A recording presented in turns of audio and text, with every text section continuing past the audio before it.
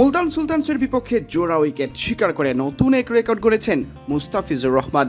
বাঁহাতি পেসারদের মধ্যে টি-20 ক্রিকেটে এখন সবচেয়ে বেশি উইকেট তার।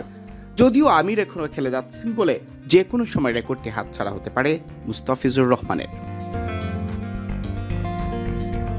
নামের পাশে 414 উইকেট নিয়ে মুলতান সুলতানসের বিপক্ষে ম্যাচটি শুরু করেছিলেন লাহোর কালান্দার্সের পেসার মুস্তাফিজ।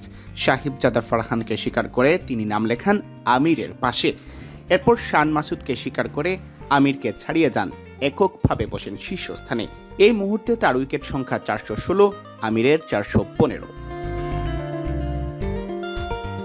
চলমান পিএসএলে আমির খেলছেন রাওয়ালপিন্ডিজের হয়ে রিশাদ হোসেনের সতীর্থ হিসেবে। রাতেই মাঠে নামছেন রিশাদরা, প্রতিপক্ষ ইসলামাবাদ ইউনাইটেড।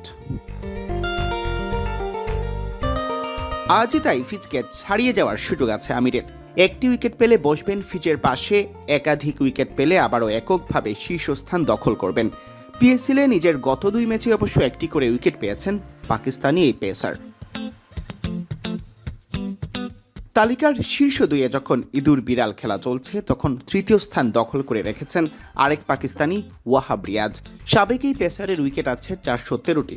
তিনি দীর্ঘদিন ছিলেন এই তালিকার শীর্ষে। সব মিলে পেসারদের মধ্যে মুস্তাফিজের চেয়ে বেশি উইকেট আছে ক্রিস জর্ডান, আন্দ্রে রাসেল ও ডোয়াইন ব্রাভোর। এর মধ্যে জর্ডান 446, রাসেল 508 ও ব্রাভো 631 উইকেটের মালিক। সার্বিকভাবে মুস্তাফিজ আছেন তালিকার 9 নম্বরে, যেখানে 507 উইকেট নিয়ে 6-এ আছেন বাংলাদেশের সুপারস্টার সাকিব আল হাসান। সিয়াম চৌধুরী, বিডি ক্রিক টাইম।